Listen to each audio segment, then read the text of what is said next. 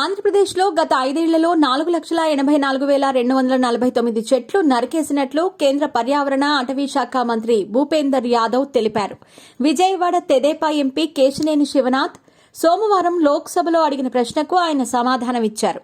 ఇందులో చట్ట ప్రకారం పట్టాదారు భూముల్లో 2,44,830 చెట్లు, మళ్లించిన అటవీ భూముల్లో 1,35,023 చెట్లు తొలగించినట్లు చెప్పారు. ఇవి కాకుండా చట్టవిరుద్ధంగా 1,04,396 చెట్లు కలిపి మొత్తం 4,86,249 చెట్లు తొలగించినట్లు వెల్లడించారు. అత్యధికంగా తిరుపతి జిల్లాలో చట్టబద్దమైన పద్ధతిలో 61,964, చట్టవిరుద్ధంగా 40,349 చెట్లు నరికేసినట్లు వివరించారు. అన్నమయ్య జిల్లాలో పట్టాదారు భూముల్లో 23,181, బయట చట్టవిరుద్ధంగా 27,178 చెట్లు తొలగించినట్లు పేర్కొన్నారు.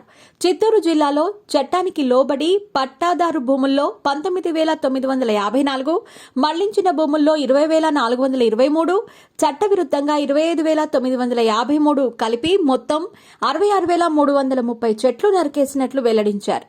వైఎస్ఆర్ జిల్లాలో నిబంధనలకు లోబడి మళ్లించిన అటవీ భూముల్లో 53,375, చట్టవిరుద్ధంగా 6,000 చెట్లు కొట్టేసినట్టు, రాష్ట్ర వ్యాప్తంగా 769.66 హెక్టార్ల అటవీ భూమిని మళ్లించినట్టు వెల్లడించారు.